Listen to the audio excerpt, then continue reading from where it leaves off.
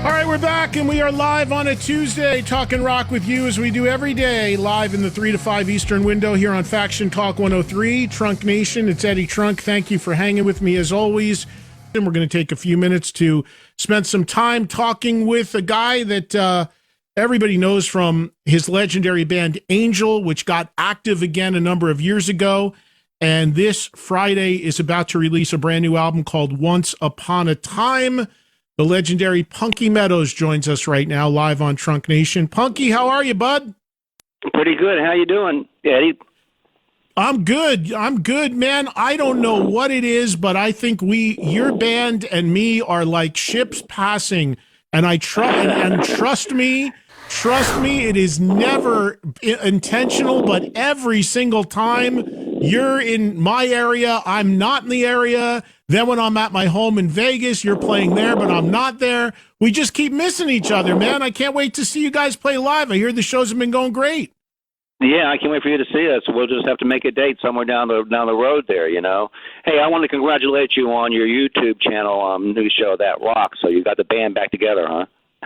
Oh, yeah. It's amazing how many people are excited about that, and that's very cool to hear. But, yeah, everybody's been asking about it. But, yeah, we were, you know, it is kind of similar to a band. I mean, we were always friends. We never had any issue, but we don't own the old show, and everybody kept asking us to do something together again. So we figured, why not take it to YouTube and see where it goes? So that's what we're going to do. There's a lot of people pumped about it, and we'll have some fun and see what happens with it. Thank you.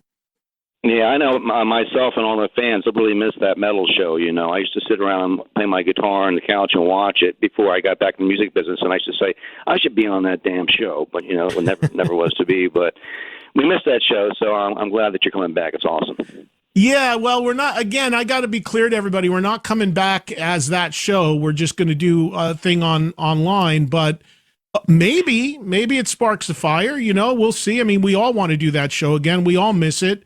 And maybe this will be the thing that gives somebody a kick in the pants to say, hey, let's get that thing back on the way people want it. So can't hurt either way, and we'll see where it takes us. So thank you. And if we get it back, Punky, we'll get you up there playing guitar in the stands for sure. There you go. It sounds great.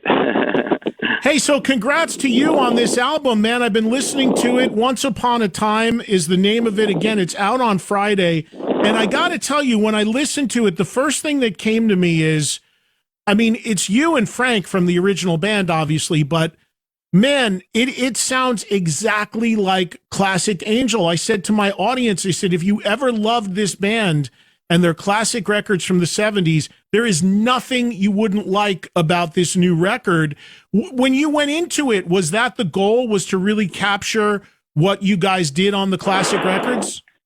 Oh, thank you about the record. Yeah, the record's great. We love it. You know, it's you know, and I've always said that Angel is not a one-trick pony. You know, we've always been very diversified, and we always seem to evolve. You know, it's always my goal is I never want to give the fans the same record over and over again. You know what I mean? I always want to give them something different. And this album, you know, when I write a song or Danny writes a song, I don't really write a song for Angel. I write a song for something that inspires me, and then I show, hey, this is a song that I wrote, and let Angel do it. And, of course, we do it, and then when you have Frank and myself, you know, it's going to sound like Angel no matter what type of song it is. On this album, it's very diversified. I mean, it has everything Angel fans love, you know, the power pop, the epic songs, but it's also deep. You know, it has some twists and turns to it, and it has some soulful stuff on there, too, which I'm very proud of, you know, and because I love all types of music, you know, and I'm just glad that Angel is able to do that. And the album's great. I really love the album myself. You know, it's a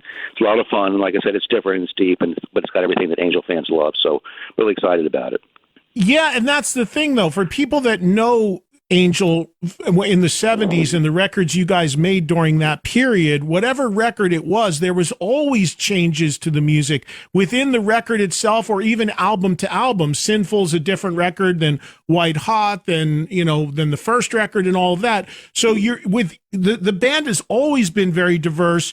There's been progressive elements, power pop elements, melodic, epic. There's all of that. And that's what you did on this record. I mean, when I hear the opening track, The Torch, I mean, I don't know if it was by design, but to me, it could almost be a sequel to The Tower. Well, you know, that was Danny's tune, you know, and and Danny wanted to write a song that was, like the Tower, and so kudos to him. I mean, it's a great song, and it came out great. It's epic, and it's a great song. So yeah, it's definitely classic Angel sounding. And Danny is Danny Farrow, the other guitar player in the band and the guy who co-wrote all these songs with you and Frank. And Danny's story is interesting, Punky, because, and you guys have all been on this show in studio in the past and everything, but Danny's story is interesting because Danny, and I've known Danny for years, Danny was and is an enormous Angel fan, and he was really a big part of the catalyst of bringing you and Frank together and doing this again, right? Talk about that and how important it is to have somebody in the band that's not only an accomplished musician, but also such a fan, a bit younger, and such a fan of the band that he can keep, reminding you guys of what you did back in the day. Well, when I was first approached by, I had met Danny years ago. I owned some tanning salons, and I was retired from the music business, and I did that. And Danny came down one time to one of my salons, and we met, and we hit it off right away. And Danny was a big fan, and the whole thing. And then, and then later on, I left that business and moved to North Carolina. And I was retired, basically. I wasn't in the music business. But then Danny, with Keith Roth, offered me to do a solo album, And at first I was resistant because I didn't really want to get back in the business just because I had a sour taste about the music business, not about music, but the music business. But because I knew Danny well and Keith, and I knew, he wasn't your typical music weasel or whatever you want to, business weasel, you know what I mean? That, he wouldn't take advantage of me or whatever, or would go along with me, and so we had some conversations and we talked, and when Danny and I got together and we started writing some songs right away, and as soon as we did, Danny and I hit it off right away. It's like I've known him my whole life. We're like brothers, we have the same love for music, the same types of music and that sort of thing, so we started writing and hit it off right away, and then we did the Punky album, the Fallen Angel album, and it came out great, and Danny and myself produced it, and wrote all the songs, and it came out really good, and then people loved it, and so then I was on my way, and from there, we decided that we went on tour with that and did really well. And then we decided we might go on tour with Frank and his band because he has a solo album now too. And we thought about doing that, but then we thought, economically it wouldn't be logistical. So we actually we decided to put Angel back together with Frank and myself and the band that we have now. And dress it back in white and that whole thing, and we decided to do that. And then we recorded Risen, and that came out great, and we toured all over the world with that, and that did really well. And we've just been touring ever since and playing, and now we have the new album out, which is Once Upon a Time, and that just came out, and we're touring behind that. We're also filming a documentary at the same time, so a lot of things are looking up, and we're really excited, and we're having a great time, and the fans love us. Everywhere we go, we just kill it. Every concert we play, people just rave about us, and rightly so, because we kick ass, I mean, you've got two. I mean, most bands, especially bands with the roots in the 70s, if they have one original member, it's a lot. You've got two. You've got the sound of the voice with Frank still there, who still sings great. You've got yourself, of course, an original member of the band as well. So you got the original lead guitar player, original singer. But I'm curious because, and I remember how this came together because Frank had a solo album out the same time you guys did. You jumped up with him at one of his shows, vice versa. Then you said, well, let's just put our heads together and come together and do Angel. Great, that's what you're doing now, a second record since that's come together. But was there discussion at any point about the other guys coming back in? And why, whether it be Greg or Barry or Felix or anyone, where there's discussion to try to get all five originals back? Well, there was a little bit of talk, but what Felix played on my Punky Meadows solo album, so he played on that, and he was touring behind me with that, but then it got to the point where Felix could no longer go on tour, so we couldn't use him, so we had to find another bass player. And I talked to Greg a little bit about that, and he'd like to come on and guest on a couple songs, but he was against, me or Frank using the name Angel and all that sort of thing, so that didn't pan out well, and so we kind of had to just, nix that idea. But, we wanted him to come on and play, but, with just a little, ambiguity there. But, and Barry, of course, I think Barry has some physical problems, so he really can't play that well. But, we knew that, Frank and I knew, and Danny knew that we wanted to keep the band that we had together now, because they're a bunch of young guys, and they're hotshot players. They're really good guys. There's no dissension in the band at all. So, and that's half a battle right there. And they're great players, and so once Frank came in and sang with this band, and we knew we had that down right there, because and all those guys are big Angel fans too. So, it makes a big difference, and so, and it's a killer band, you know what I mean? They all look good, they play great, and so that's what it's all about. This is an image business, and this is what you do, You said that Greg didn't want you to use the band Angel with just you and Punky, but you are doing that. Is he unhappy about that? Was there some legality in order for you to do this the way you're doing it then? No, I mean, we talked briefly about it. He said we should just use Punky and Frank of Angel, but we wanted to call the band Angel, because there's been reformed Angels before, and nobody said anything about it. I never did. I never was. I think Frank and Barry had an Angel at one time. And I saw the band. I saw them without you in it at times. There were different versions. Yeah. Yeah, and so I never had any problem with that. I mean, more power to you, man. If you can, do something with the band. I mean, no, I'm not, a greedy, dude or whatever. I don't know.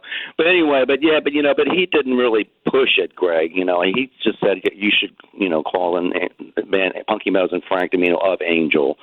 But I didn't want to do that, and neither did the band. Yeah. We wanted to call it Angel because that's what it is. It's Angel. So, Yeah. I agree, and and Punky, I agree. Like I said, I mean, you got bands from the 70s and 80s. If they got one original guy or no original guys, you've got the two. You got the lead singer and the lead guitar player. I mean, that's more of a band than most bands from the 70s. Band. I mean, it's like Led Zeppelin. It's like Plant and Page.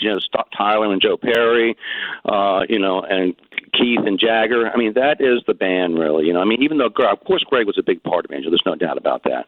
Sure. But Charlie's a great keyboard player too, and he lives up to all that stuff too. So, you just move on, in life, and do what you have to do, And of course, I'm very proud of this band. I'm very proud of the music that we're putting out. It excites me, and the fans all love it too. So, no looking back, to just move forward. Go ahead. I want to ask you about two songs on this record. Again, the album is called Once Upon a Time. It's coming out on Friday. There's a song that I found real interesting called Once Upon a Time, an Angel and a Devil Fell in Love, parentheses, and it did not end well. Maybe the longest song title ever. The song itself is only about 5 minutes long. No, I don't know. But yeah, I wrote that song, and that song is biblical. I'm very proud of that song. It's really basically it's a fable. It's a cautionary tale. Don't dance with the devil because you're going to get bit. And I got the idea if I was watching 48 Hours, murder mystery thing, and this young girl fell in love. She was 18 or 17 or 18. She fell in love with this 32-year-old guy, and of course he winds up killing her, murdering her, right? So the mother of the young girl that's been killed says that my daughter was an angel and he was the devil, and it did not end well. I thought, wow, what a cool idea for a song. So I decided to take the song and make the angel come down. The angel's the one that's looking for, to be a naughty angel come down, and the devil, of course, comes up from the underworld below, and he's the one that's looking for, like I say, that the devil come as a man of peace, right? So he's kind of that cat at that point. And then I took the fable about the snake. I don't know if you ever heard it, but there's a fable about the snake where this woman's walking through the woods and she sees the snake laying on the ground. It's injured and it's hurt. And she says, I'm going to pick you up and take you home and nurse you back to health. And so the snake goes, I'm a snake. And she goes, that's okay. I'm still going to nurse you back to health. Anyway, she nurses him back to health, takes him home. She picks him up, and the snake bites her. She goes, why did you bite me? He goes, I told you I was a snake. So that's an old fable too. And so this song is really it's biblical. And I'm very proud of it because the way it came to me. So it's a whole different kind of take on it. And of course, Frank, the people are against their love affair and stuff. The devil and the angel. And of course, at the end, he kills her, and she said, "Why did you kill me?" And he goes, "You silly fool! You knew I was the devil all the time." hence the snake. You know, and so it just came out great, and I mean, you can see it as a movie or a video, and the music behind it is so biblical sounding too. It almost, when that middle part, when it goes lust, desire, it's almost like you're summoning up the spirits or something, the way it sounds, you know. So it came out really great. I'm really proud of that song. It's very epic. It's very cinematic. It's very Angel. I mean, you could hear. Yeah. I mean, you could hear when you guys were back in the '70s. For people that don't know, Angel had a huge stage production. You could absolutely hear that you guys doing some really cool theatrical stuff with that track. If you did it live back when you had the big stage show, I got to ask you, Punky. Speaking of back in the day, you guys, of course, were signed to Casablanca Records, and although you're not featured in the new biopic on Neil Bogart, I'm wondering if you saw it. I haven't seen it. No, a lot of fans are disappointed about that too. No, I haven't seen it. You know, and you know, look at my face. You know what I mean?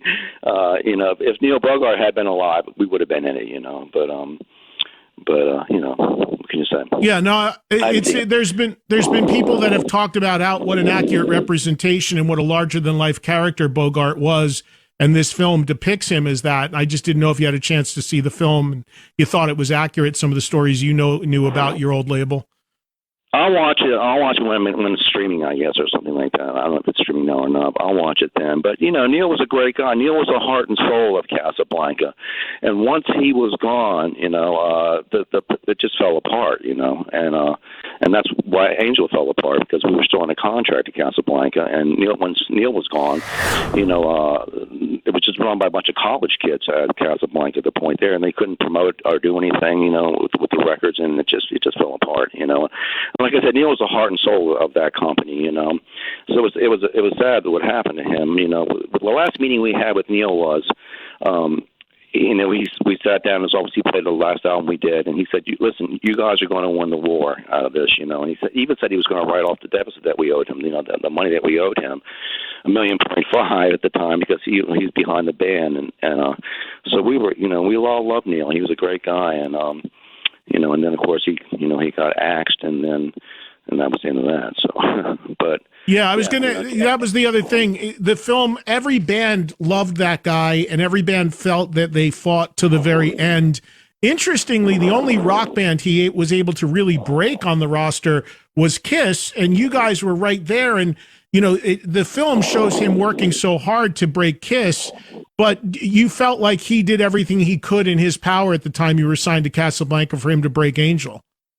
Yeah, he did, and you know, unfortunately, if we had been around with MTV, I think it would have been a different story, obviously, you know, because we were primed for that. But you know, of course, Casablanca fell apart before that happened, and you know, yeah, Neil was great. You know, he was you know beside us every step of the way. You know, and back then it was hard to get, you know, a hit record if you were a quote unquote hard rock type of band, which at first we basically were. You know, I mean, they were playing people like Peter Frampton and Fleetwood Mac. Those were the kind of songs that would be hits. You know, and of course, Kiss got hit with Beth because it was a soft song. You know, but back then there wasn't MTV, so the only way you can make a name for yourself without a hit record was to go around and tour every little town in the United States. That's basically what Kiss did. And then when their live album came out, of course, that's what Kiss was a live band, and then it just blew up, you know. So that's what we had to do. We had to go around and play every little town in the United States and build a following that way, you know.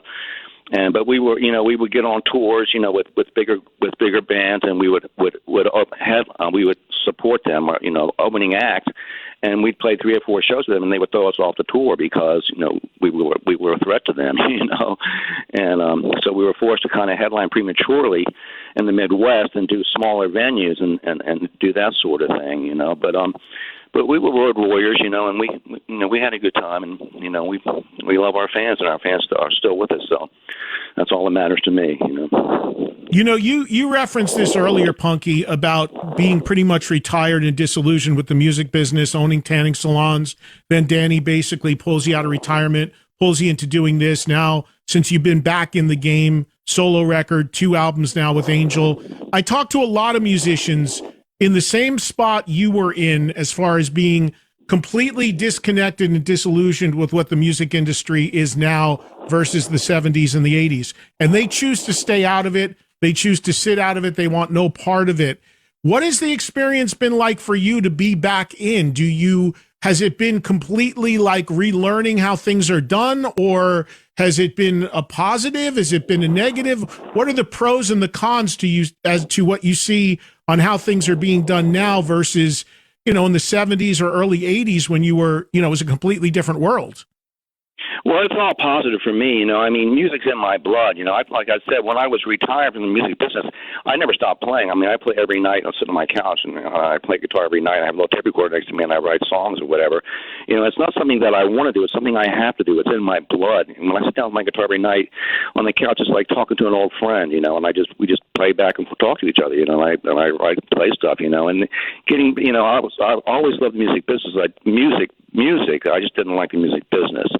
But, once I decided, but I always wanted to play music again, like I said, I used to watch your show, that metal show, and wish I was on there, but I thought it was never going to happen, and then of course when it came along and I got the chance to do my solo album, I was excited, and I had a really good paying job then too, and I quit that, and started playing again. I was just happy to be up playing again, and it's in my blood. I can't wait to get on stage and play. And I'm a very prolific songwriter. I write all the time because I'm just a creative person. I'm an artist, and I love playing. It's in my blood. So for me, it's all been positive. Of course, there's always problems come up every now and then, but we resolve them and move forward.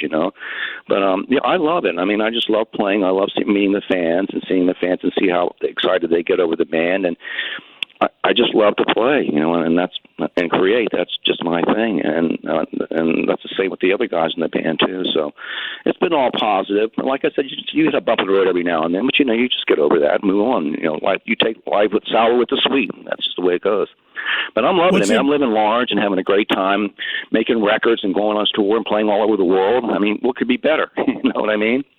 Yeah, no doubt. What's it been like reconnecting with Frank? I mean, I don't know how close you guys were in the couple of decades Angel didn't exist, but now making 2 records with him and playing live shows again with him.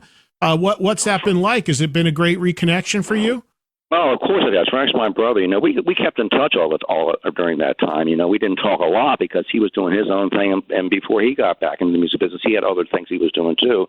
But we talked, every now and then, and of course, soon, having Frank come in and sing with me, it's like a hand inside a glove. We fit perfectly, and it's. Frank's a great singer. I mean, he's one of the only singers to this day during that time that can still sing like that. I mean, Frank has got, is a great singer, and yeah. And he's a good guy too, and we're brothers, We basically grew up together, and we always respected each other, and we always had a great time on the road together. And so with Frank, I know every night when I get on stage, I don't have to worry about my singer being drunk or singing flat or whatever, I know that Frank's going to deliver, and he knows I'm going to deliver too. And so we stand up there side by side, and it's just a great feeling. I love Frank. He's my brother. Yeah, and he can still belt it out. It's I have as you know, second home in Vegas, and Frank's lived in Vegas a long time, and it's always great to run into him and see him out and about. Punky, you mentioned an Angel documentary being in production. I'm excited to hear that. I can't wait to see it. What's the status of it? Where's that at? Well, we just started filming it a couple months ago. We did some interviews with everybody in the band. Frank and I did an interview, and Danny did an interview, and all the other guys in the band did an interview. Then we went to Washington D.C., did some filming down there where we put Angel together in front of the old nightclubs that we played at down there. So we started filming that, and now we're going to go out. We're going out to California. We're playing the West Coast coming up.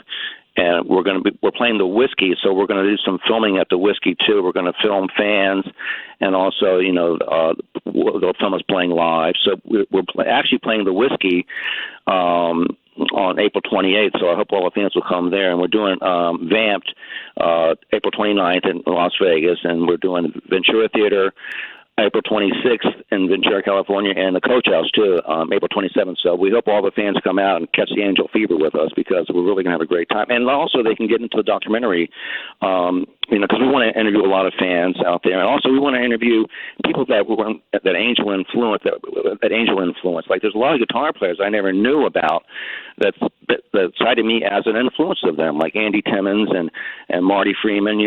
So we'd like to interview them and get their take on Angel and that sort of thing, And so it's in its infant stages right now. It's beginning stages, but we're going to keep doing it. And then the guy that's producing it, Anthony, he has an name with Netflix and shows like he's done some documentary for people like that. So for shows like that, so so hopefully we can get into Netflix or something like that. And then, because those kind of shows are very popular now. The bands from the 80s and 70s, like Motley Crue and Randy Rhoads.